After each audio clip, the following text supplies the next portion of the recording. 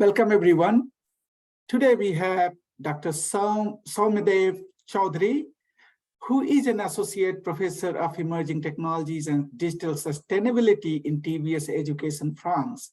He leads the TBS Center of Excellence on Sustainability and CSR. Coming from computer science background, his research focuses on the adoption, operationalization, and implications of emerging technology within business organization. So, and along with Professor Lemuria Carter, provided their input in ChatGPT paper, which is published in International Journal of Information Management. And their view was from utilitarian perspective and outlined 4 different types of competencies that are necessary. And so I'm going to kind of give a quick overview of his contribution in the paper. So Soum, over to you. Thank you, Professor Dwivedi, for the opportunity to contribute in this very interesting and timely piece. Professor Lemuria Carter from University of New South Wales, Australia, and myself, we contributed to the piece looking at from a risk management and moral judgment perspective on the implications of generative AI from business applications. And while we were writing this was always the important aspect that to operationalize generative AI within organizations, we have to look at how we can assess and mitigate the risks that are posed by this new family of artificial intelligence. So I will give a very brief overview of our perspective on this theme. So we have seen that the GPT, or what we call is generative transformers, have evolved since 2018 from GPT-1 to ChatGPT in November 2022, and then GPT-4 in 2023. And we are also seeing the emergence of other models like Llama from Meta, Bard from Google, which is available in UK and US, and unfortunately not yet in France. So we haven't got the chance to test it. And what we have seen so far is that while the working of the models have been the same, the power and the strength and the refinement of the outputs of the model have become superior to the preceding ones. So for example, we saw in ChatGPT, one of the issues was that there might be some form of misalignment, that the contextual output may not be fit to the intention of the users or intention of the prompt that was provided by the user. But ChatGPT-4, the contextual awareness and the relevance of the output became better, not only because of the training, but because of the fine-tuning of the parameters that were used. So in short, we were seeing that the GPT or the generative AI models are evolving, and in no time, they will become more powerful than the preceding ones. Having said that, within the media and academic discussions, there have been a lot of concerns raised about why and how generative AI can be detrimental towards businesses or towards the way our society functions. So in that context, the main threats posed by any generative AI application, which is not limited to ChatGPT, one of the things is the hallucination aspect, where the model provides output which is not an accurate reflection of the phenomena, or in some cases it can provide sources which are false. And that brings us to the misalignment aspect, that the contextual relevance, that when a prompt is provided or a question is asked, and the output or the response does not apply to that specific context. We have also, like with any family of AI, I say, with any model, the bias and information quality are quite important because to take care, because it really depends on the data used to train the model and the timeliness of the data, that how real it is, how relevant it is, and how recent it is. So what we have seen, what we see so far is that while the way generative AI works, and with the consolidation of machine learning and reinforcement learning with human in the loop, the data is the key ingredient and the critical asset for the model, and the output of the model, the relevance of the model, the accuracy of the model, everything depends on how it has been trained, irrespective of the human in the loop aspect, irrespective of the fine-tuning parameters. And these all, if done correctly, will lead to modifying how we see the organizations design the current processes as the business units, as well as the dynamics in the relationships, which will affect work and employment. There has been already concerns raised where one school of thought is ChatGPT or generative AI applications will be detrimental to human jobs.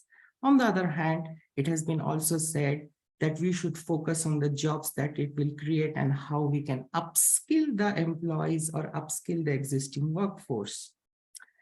In this context, if we look at this selection of threats, there are business risks, because if a generative AI application is used within the business, and if the decision makers completely rely on the outputs provided by any of these generative AI applications, and if there is due diligence not followed in devising those decisions, then it can lead to reputational risks for the organization, and which can be detrimental to their competitive advantage.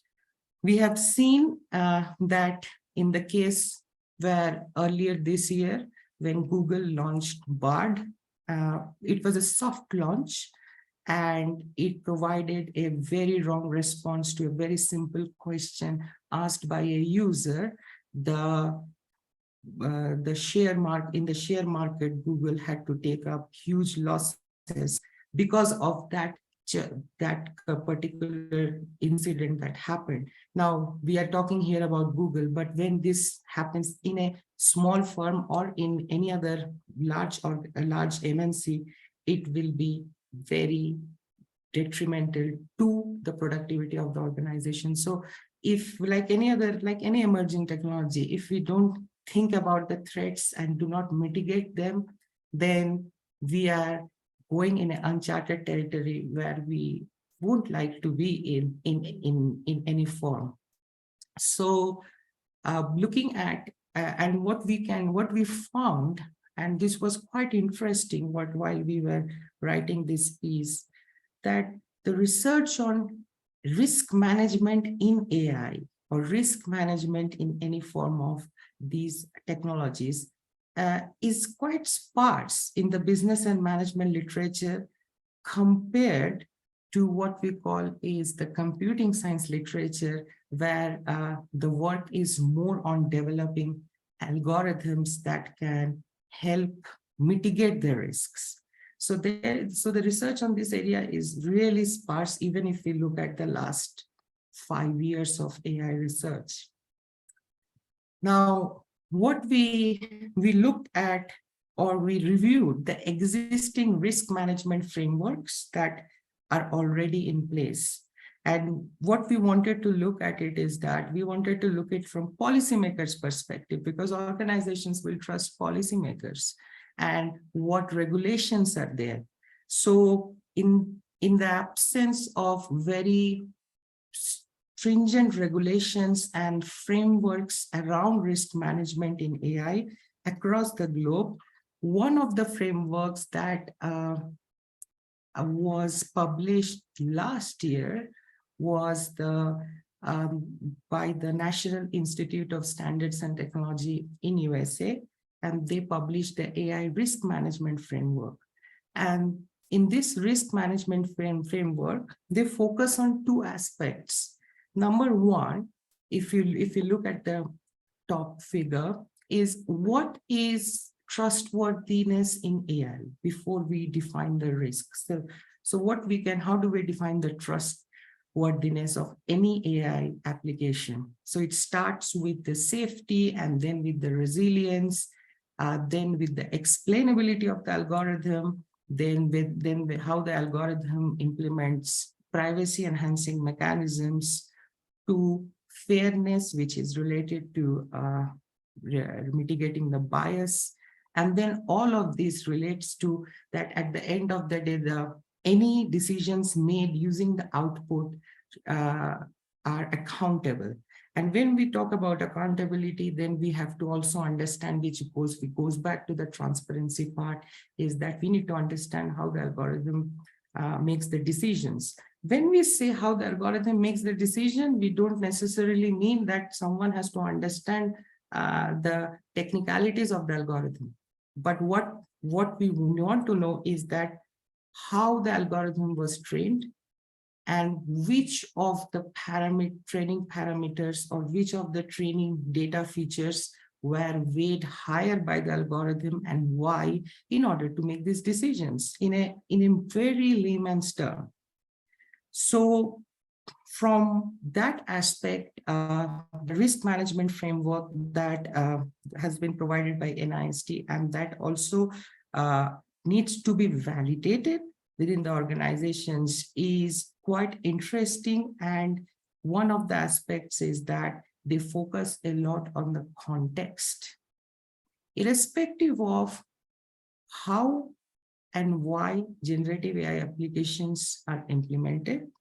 It is very important to understand the context of using it, because context will determine what data is being used, what is the question that we are asking the algorithm to answer, and depending on the question, what output are we expecting.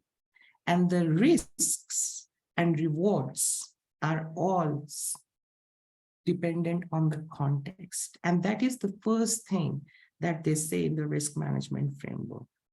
And after that, the measure, manage, and govern part of it, this more relates to the traditional risk management processes, similar to any business process. But the key here, again, is the mapping of the risk, the context. Even before we get into the technicalities, we need to understand the context.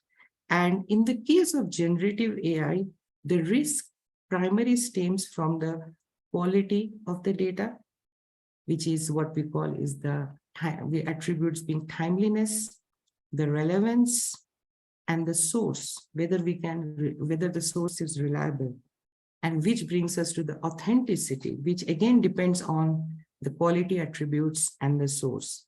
So why there can be other schools of thought on this, and we may want to focus a bit more on the procedural side of things, that how the algorithm works, or what are the pros and cons of reinforcement learning with human in the loop.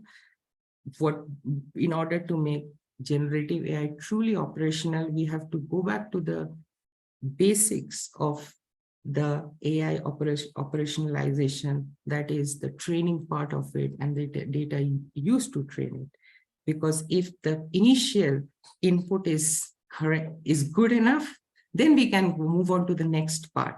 As we say in AI, that it is garbage in and garbage out, and that the same principle applies to generative AI. Of course, the generative AI is more powerful because of the way the model is trained and way the model parameters are tuned, but however, everything goes back to the basics of how any AI algorithm works. So risk management was the first part of it. And then what we felt was the perspective of moral judgments and ethical frameworks, because at the end of the day, it's a human who is making the decision. And there are different moral frameworks. So we have the deontology framework, we have the emotive framework, and we have the utilitarianism framework as well. We chose one of the frameworks, whereas we could have chosen all the others. The emotive ones and the deontology, they are more related to the emotional being of a decision maker, and that's why we left them out, and we focused on, okay, what does a decision mean? A decision can be, there's a complexity in a decision. There are a lot of nuggets of information that needs to be considered in a decision. But at the end of the day, the decision has to be something which does the least harm and most good. That's what we are looking at. Now, least harm, most good is again contextual, but least harm, most good is for the context that we are talking about, that is for the organization, for the society, and however you are in what context you are taking the decision. So utilitarians seem to be a very suitable framework for I will say ethical decision making, because at the end of the day, it is about most good. Now, in this context, it is about rightness and wrongness. So when we are making a decision, we look at the positives, we look at the negatives, and then weigh both the positive and negative, and based on that, we are trying to make a decision. And that is the same with a decision maker using generative AI outputs to make the decision from their own experience as well. So it is a kind of reasoning, and kind of reasoning that is important, because when, as a organization, you want to communicate that to the various stakeholders, then you need a bit of you need the reasoning of why a decision is made and how good is the decision compared to all the other alternatives. So in this context, this particular perspective felt suitable. Now, here we want to point out that we have looked at the risk management, and now we have looked at the utilitarian. So why?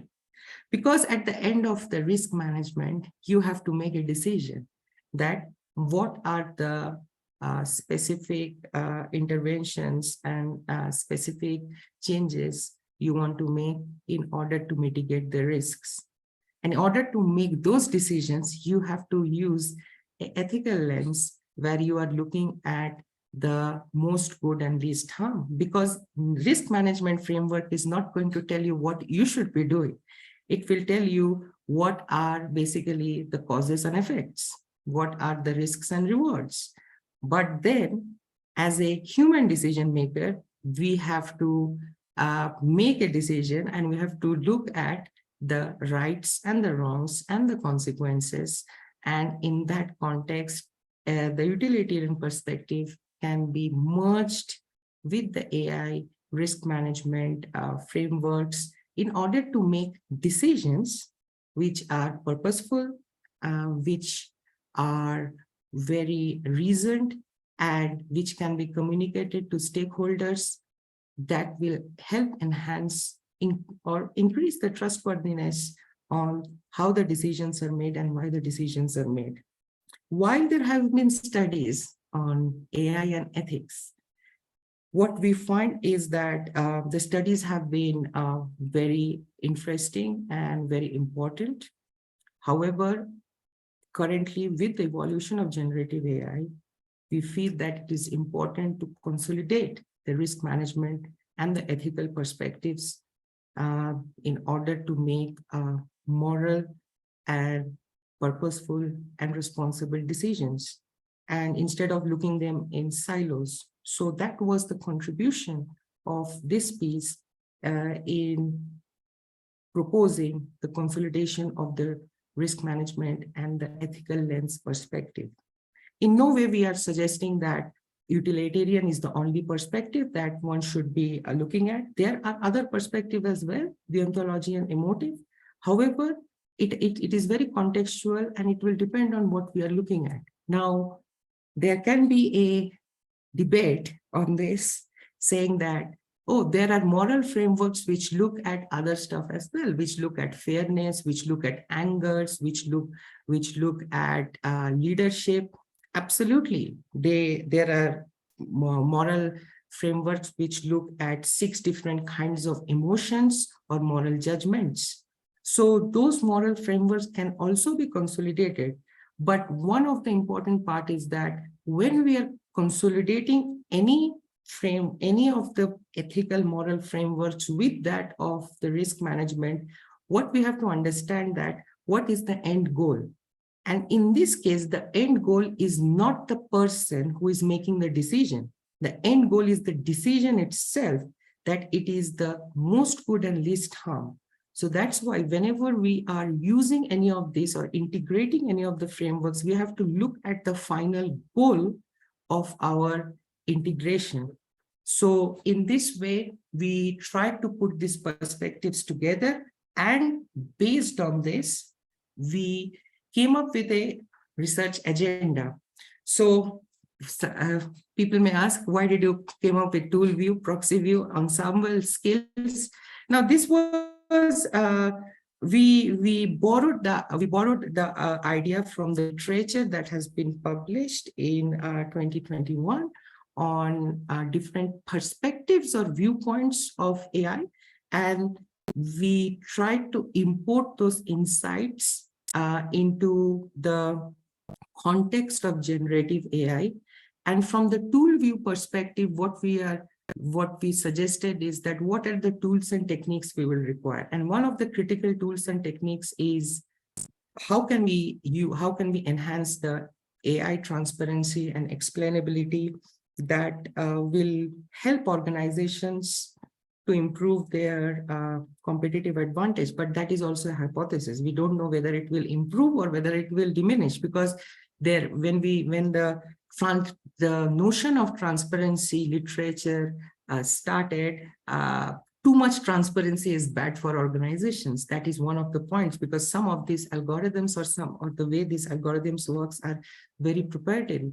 So to what level of transparency is good and what level of transparency is acceptable, because we are creating a very gray line. So while there are tools like Lime or SHAP, which claim to explain how the features in or the parameters of an AI algorithm are weighed, perhaps we have to test those in the context of generative AI, which is more opaque than other algorithms that we are currently aware of. And specifically, there is a subjective judgment here, which is different from the other algorithms, with the human in the loop aspect, that there are contractors who basically train the AI and who basically train the solution sets.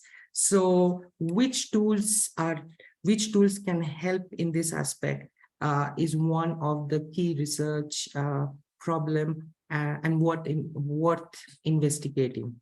From the proxy view, what we are looking at is that the consolidation of the risk management and the ethical frameworks in order to make responsible judgments.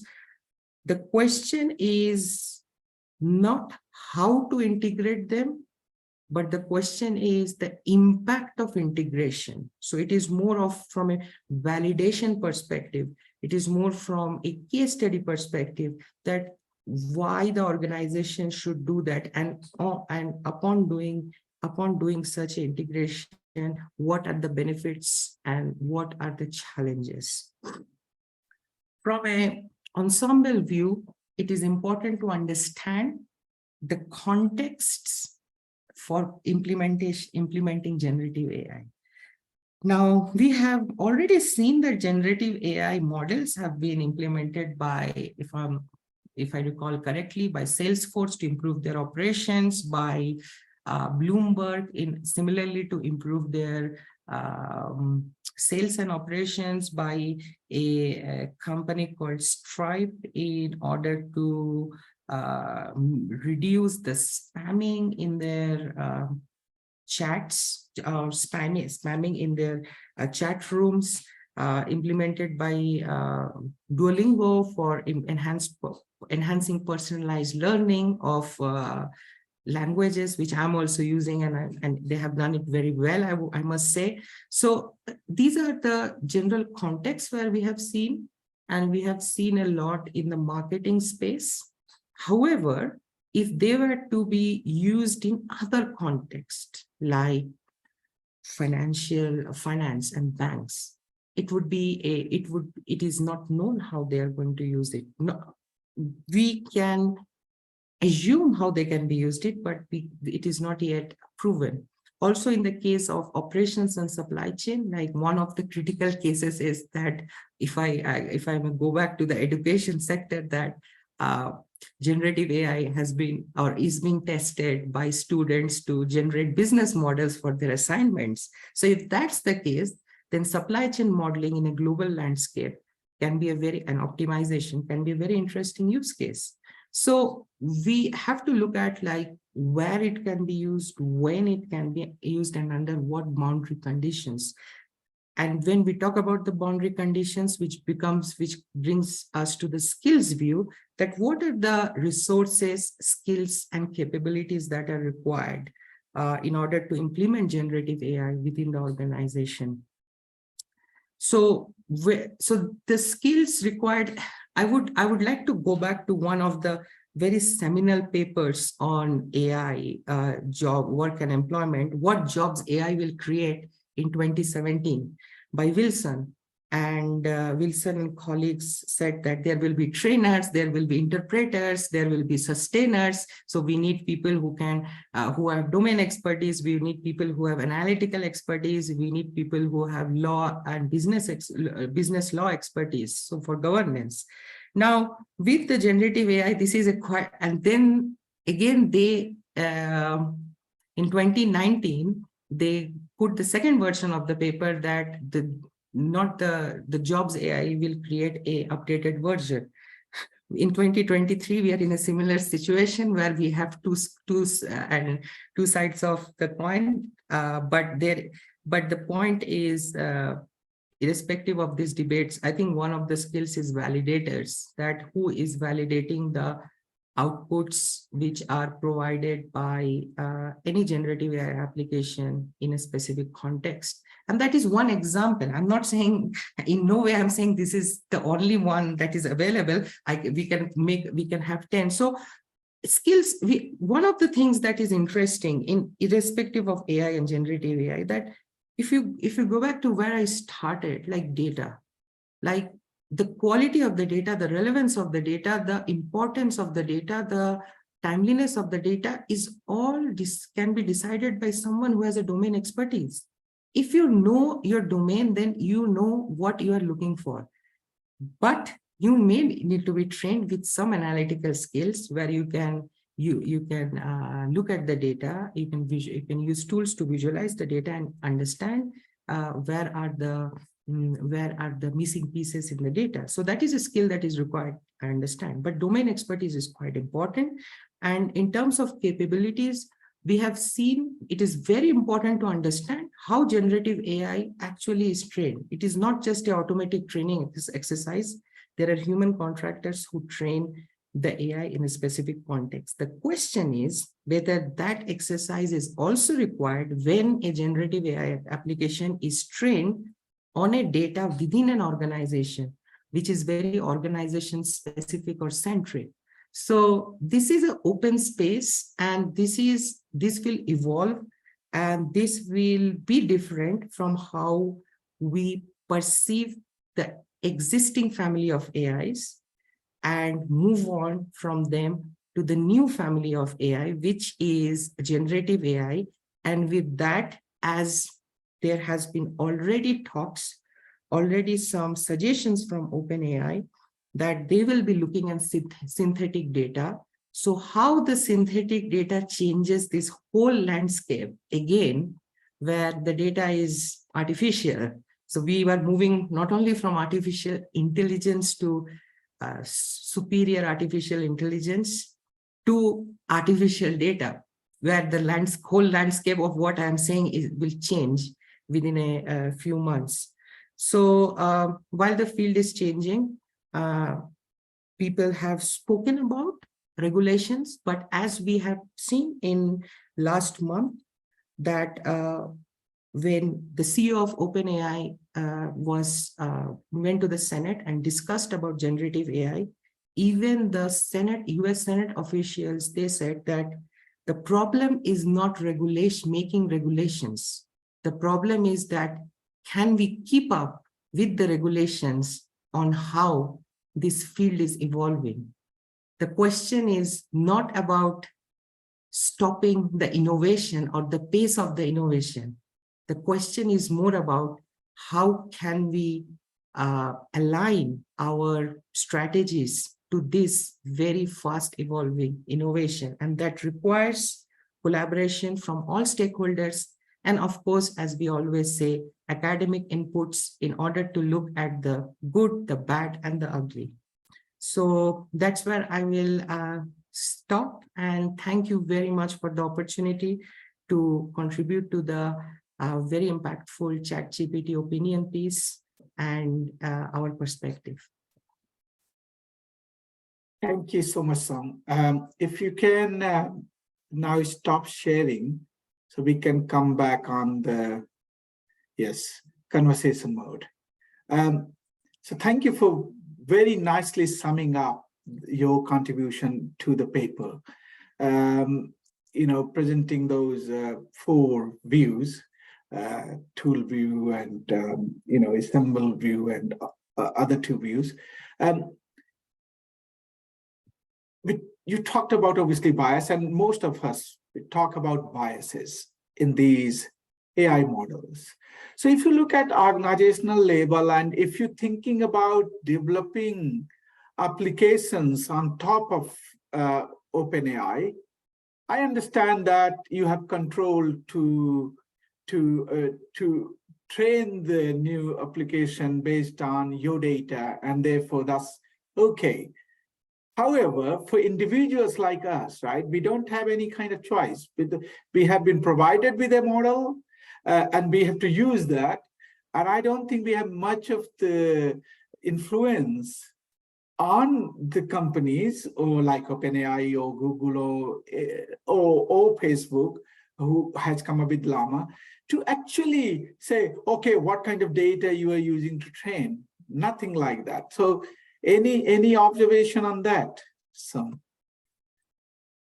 that's a very interesting perspective, and that's where we talk about the fact that their model has been trained with data we are not aware of.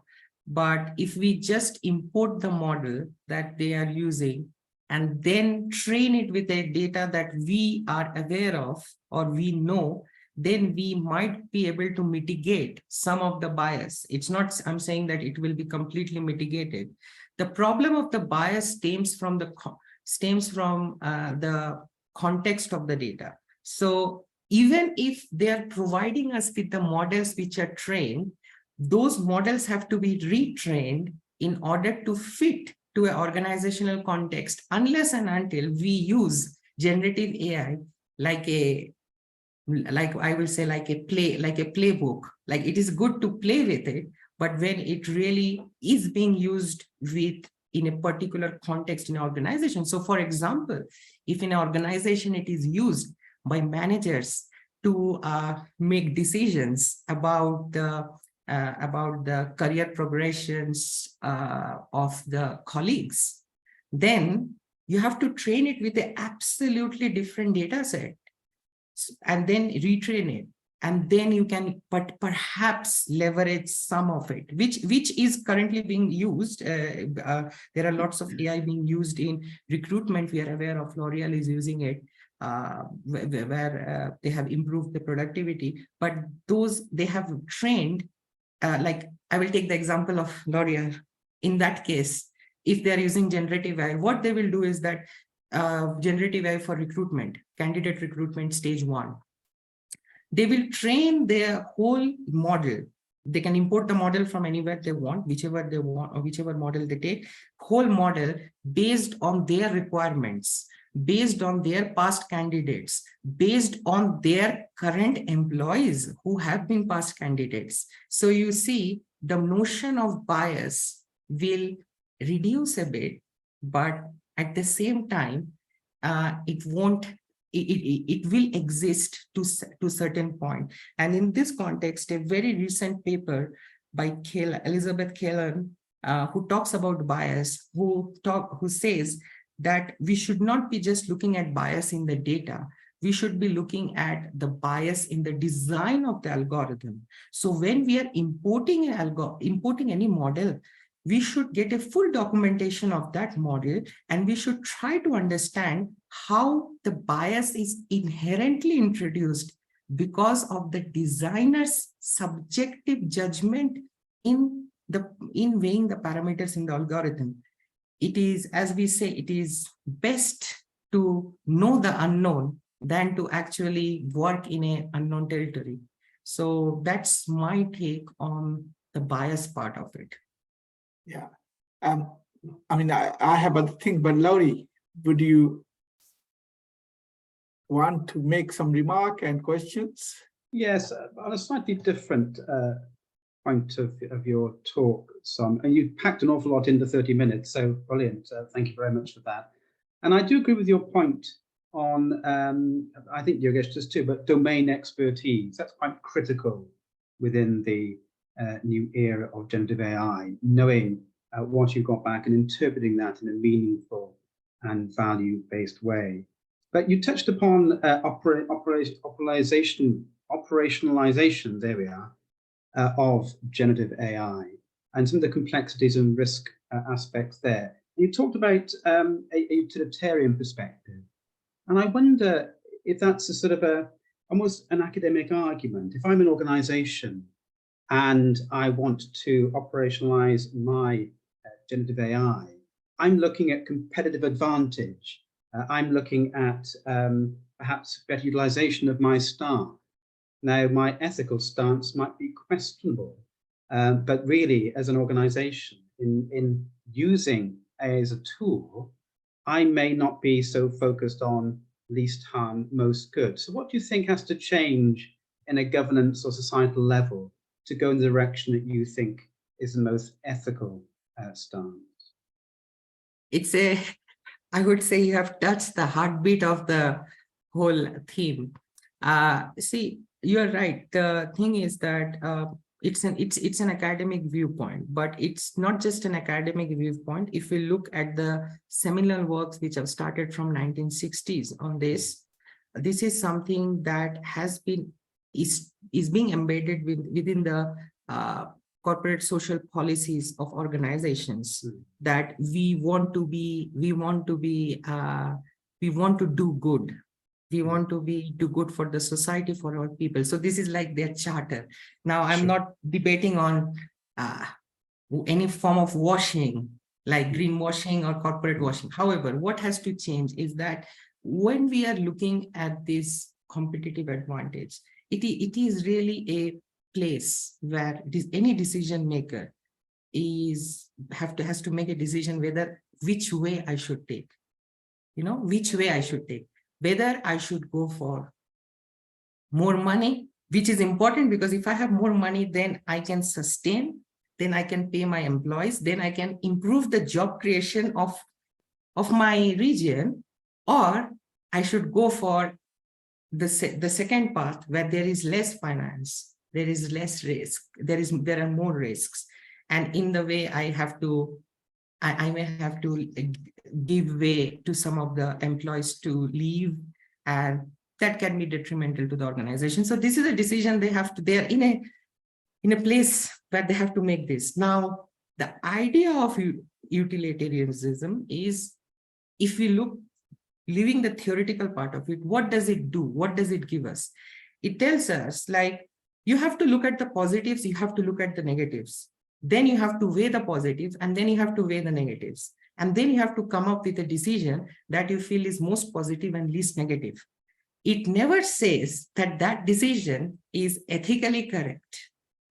That's the point. It never says it is ethical, remember, but it does say that more good and least harm is based on a rational weighing of right and wrong. It never says that the final decision is the right decision. So we are never, it never claims that. If you look at this, it provides a way for organization to weigh it. It provides, it helps organize any decision maker to understand that I can look at it in a more rational way. Now, what change is required is the mindset to do that. Is the mindset to do that. And to have that mindset, we have to, we go back to the way of theory of ambidextrous organization, that their adaptability to be able to change, their adaptability, they are more openness. So that's what we are required, and that mindset. Now, that's why this one of the skills has to be how the next leaders should be trained in order to make those decisions.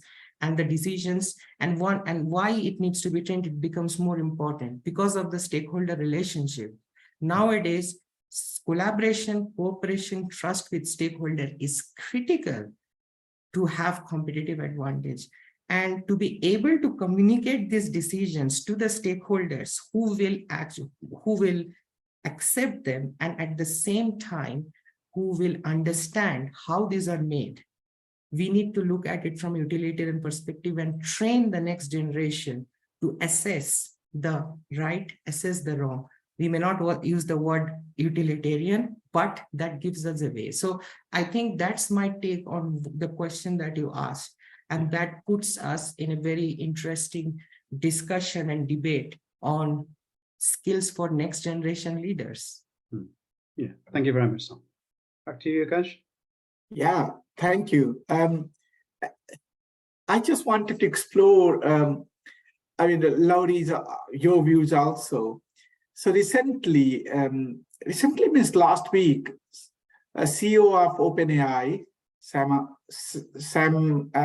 Altman, went to India, and there was a question posed to him by another CEO, I think CEO of TCS or something like that. So the question was posed that if the kind of alternative AI, generative AI platform can be built and trained, and response of OpenAI CEO was that it is almost hopeless given the amount of resources needed. That's what I think. That's what he said. And of course, then there was response from the other CEO as well, that the challenge is accepted. Okay, so that's very interesting how things are, developing in this domain. And then we talk about like kind of training these models by ourselves when openly a CEO saying that, oh, it's almost impossible for you to create something new, or train something to that sophistication level given the resources required. So what do you think, both of you? I mean, this is kind of what your thoughts are, and also how you see this area developing going forward. Do you want to take that first, Sam?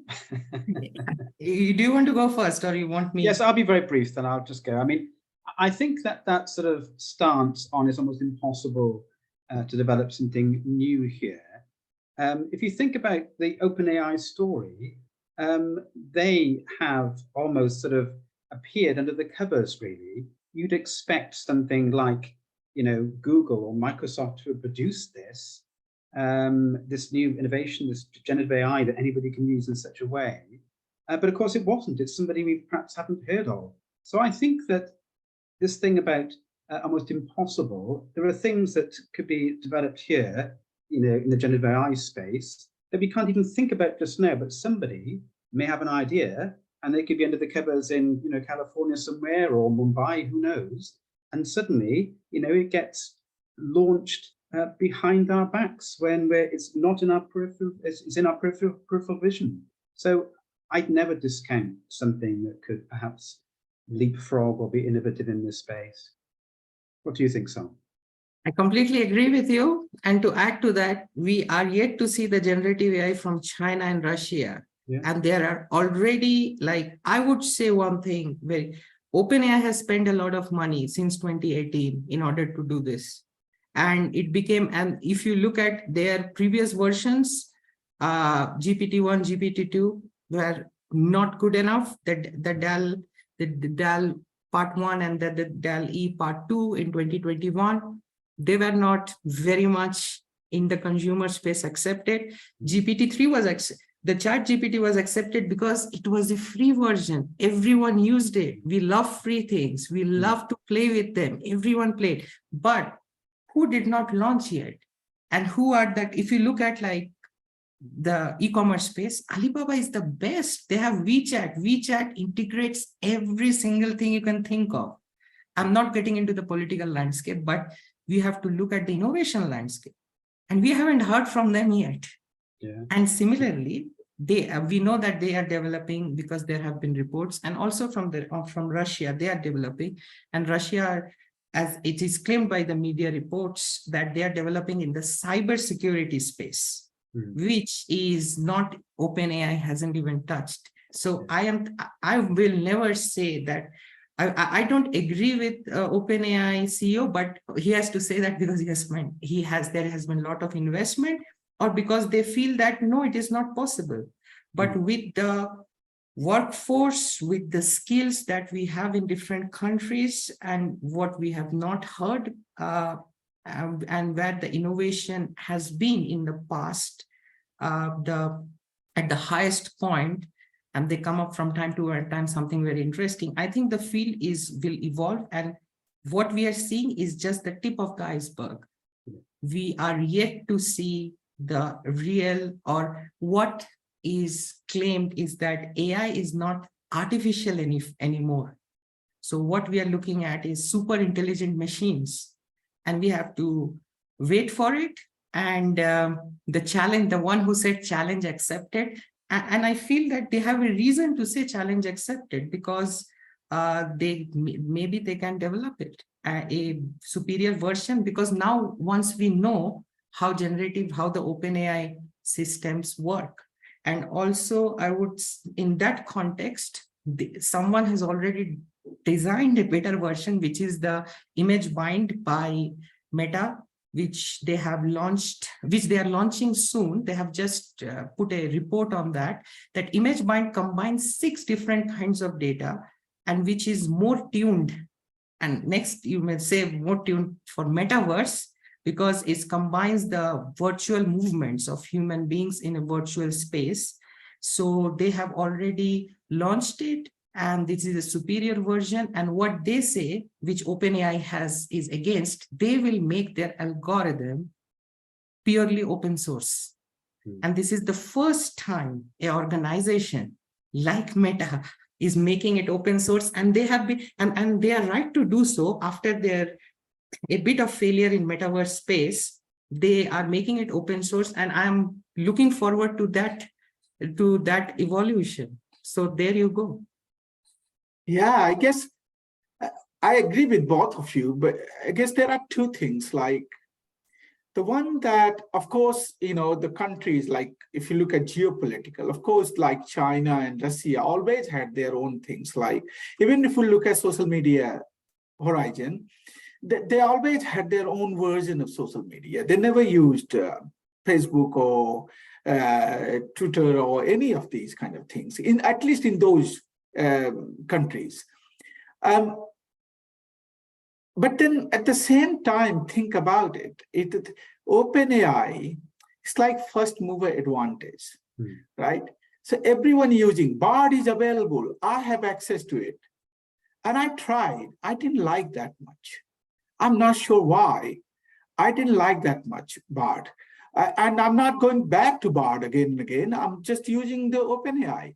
Now, given the nature of technology, more it will be used. It's more like Darwinian theory, isn't it? Or Lamarckian theory, whichever, evolution theory.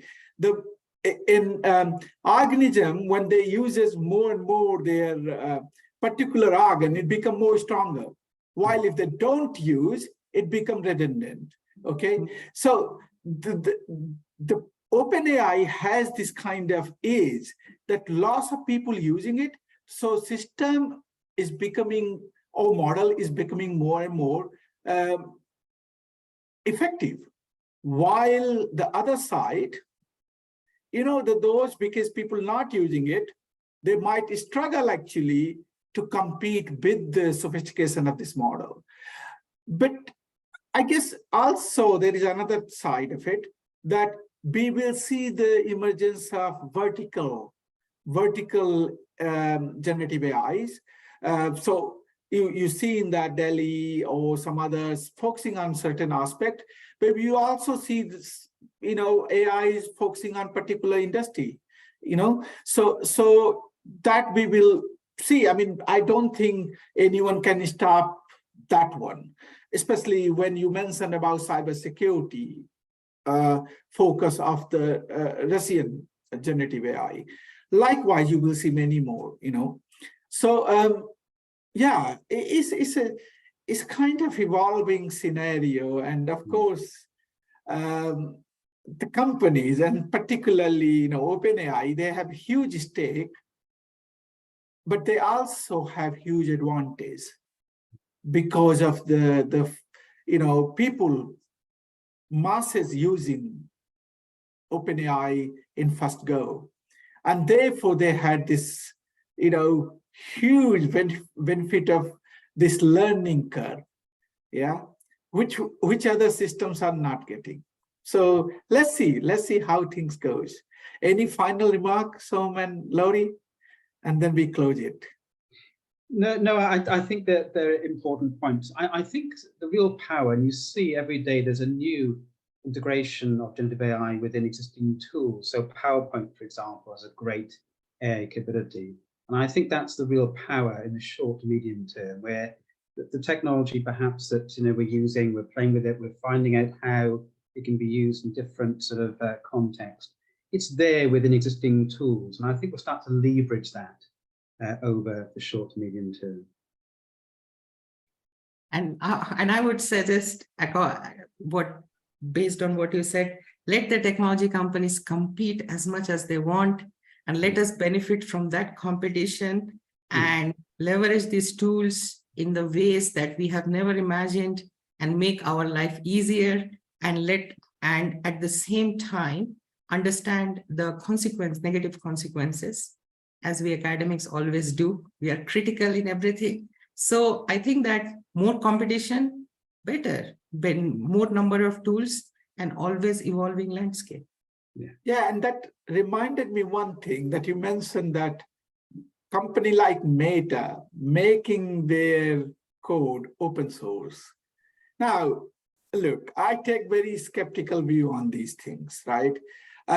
Yes, they are making available, which is great, but not without benefit, So like Meta, Facebook, like they have opened up their Facebook platform so people can create different applications and, integrate them. This would be similar to that. So this is done for gaining advantage, perhaps, rather than giving anyone free thing to do. So, but it's still, I think it still is a good thing. It still is a good thing. At least the code is available. People can use it for different purposes, or can understand how it works actually, even for Meta. So let's see how things go. And as you said, let them compete and let users benefit from it. So with this, so thank you so much for your time and insight that you provided today. Thank you, Laurie. for inputting into this discussion. So let's close it for now, and let's continue discussing it. Thank you.